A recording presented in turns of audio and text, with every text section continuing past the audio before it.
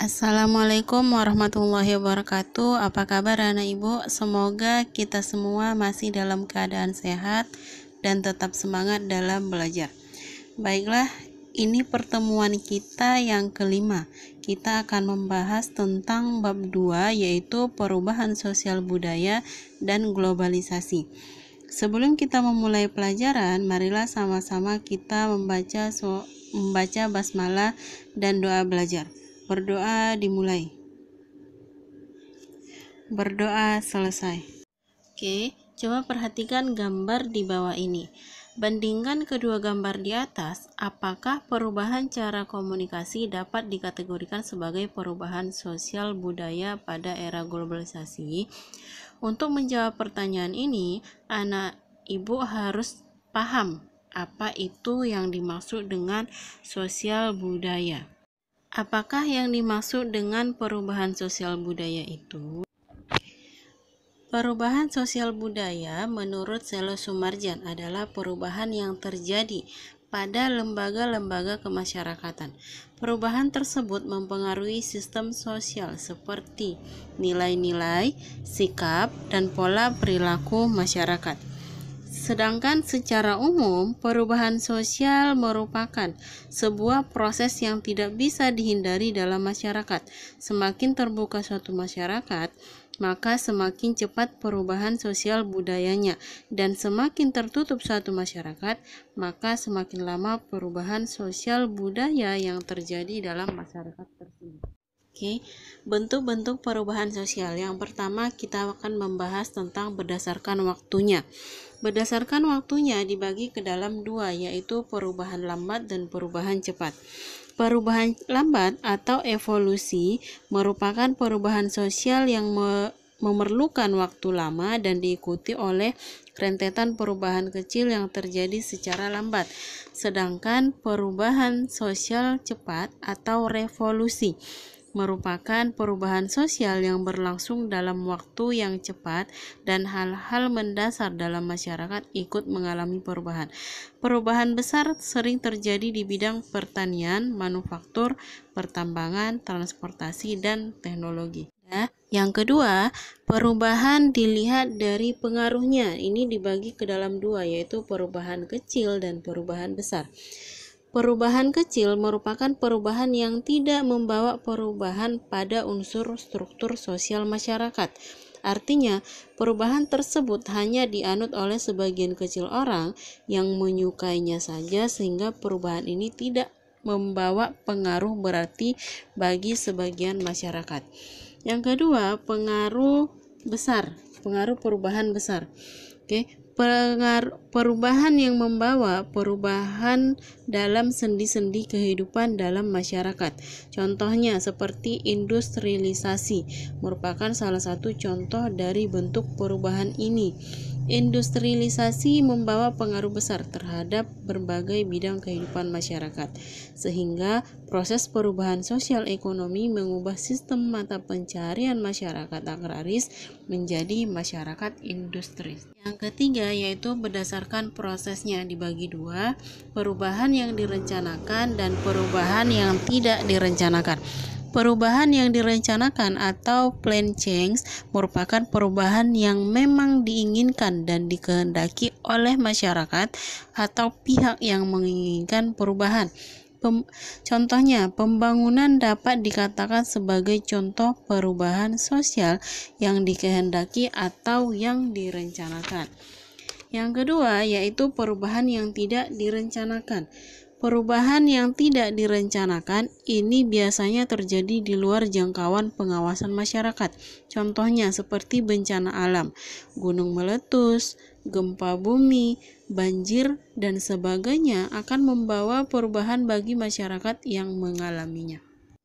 Yang keempat, yaitu berdasarkan kemajuan dan kemunduran arahnya. Perubahan progres dan perubahan regres. Perubahan progres adalah perubahan sosial yang menuju ke arah yang lebih baik, sehingga perubahan ini dapat memberikan keuntungan bagi kehidupan masyarakat. Contohnya, adanya pembangunan jaringan listrik, penemuan alat transportasi, dan lain sebagainya. Sedangkan perubahan regres yaitu perubahan sosial yang mengarah pada kemunduran, yaitu perubahan sosial pada masyarakat yang sifatnya tidak menguntungkan. Contohnya, adanya perang atau bencana alam yang membawa dampak hancurnya sarana dan prasarana yang dibangun oleh masyarakat di sekitarnya. Yang berikutnya akan kita bahas yaitu faktor penyebab perubahan sosial. Faktor penyebab perubahan sosial budaya dibagi ke dalam dua bagian, yaitu faktor internal dan faktor eksternal. Faktor internal dipengaruhi 4 faktor, yaitu bertambah dan berkurangnya jumlah penduduk, penemuan baru atau inovasi, terjadinya konflik, yang keempat pemberontakan atau revolusi. Sedangkan faktor eksternal, terjadinya bencana alam, peperangan, pengaruh kebudayaan masyarakat lain yang masuk ke dalam budaya tersebut. Sekarang kita bahas faktor pendorong terjadinya perubahan sosial budaya.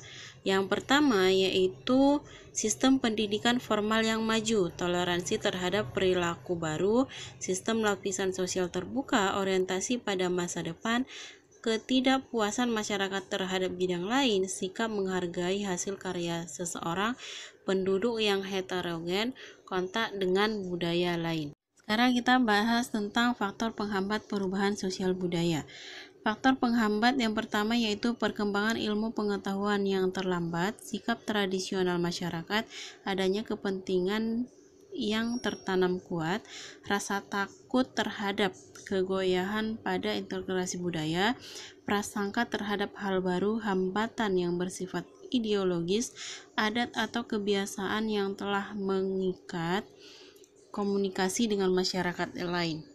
Pembahasan kita yang terakhir yaitu proses perubahan sosial budaya. Proses perubahan sosial budaya dibagi ke dalam 6 bagian. Yang pertama difusi, yang kedua akulturasi, yang ketiga asimilasi, yang keempat penetrasi, yang kelima invasi, yang keenam milenarisme. Yang pertama kita akan membahas tentang difusi. Difusi merupakan persebaran unsur baru, baik berupa alat, ide, atau gagasan dari suatu pihak ke pihak yang lain. Sedangkan akulturasi yaitu proses yang timbul akibat suatu kelompok manusia dengan kebudayaan tertentu yang dihadapkan dengan unsur kebudayaan asing. Yang ketiga yaitu asimilasi. Asimilasi hampir mirip ataupun hampir sama dengan akulturasi. Asimilasi adalah pembauran dua kebudayaan yang disertai dengan hilangnya ciri khas kebudayaan asli sehingga membentuk kebudayaan baru. Yang keempat, penetrasi. Penetrasi merupakan proses perembesan unsur budaya kepada suatu masyarakat baik secara damai ataupun paksaan. Maksudnya unsur agama atau pemaksaan budaya dari bangsa penjajah kepada bangsa yang dijajah.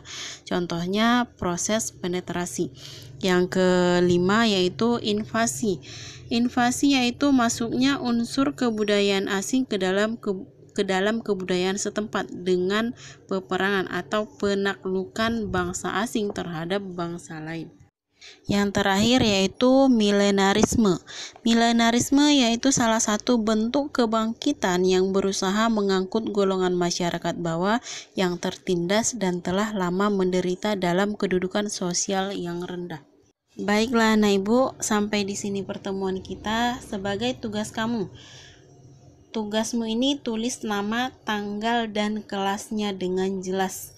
Yang pertama, menjelaskan tentang maksud dengan proses perubahan sosial akulturasi dan berikan contohnya. Yang kedua, menjelaskan tentang maksud proses perubahan sosial asimilasi dan berikan contohnya, dan seterusnya. Baiklah anak ibu, sampai di sini materi kita hari ini. Marilah sama-sama kita mengucapkan hamdalah. Alhamdulillahirabbil alamin. Wabillahi taufiq wal hidayah. Assalamualaikum warahmatullahi wabarakatuh.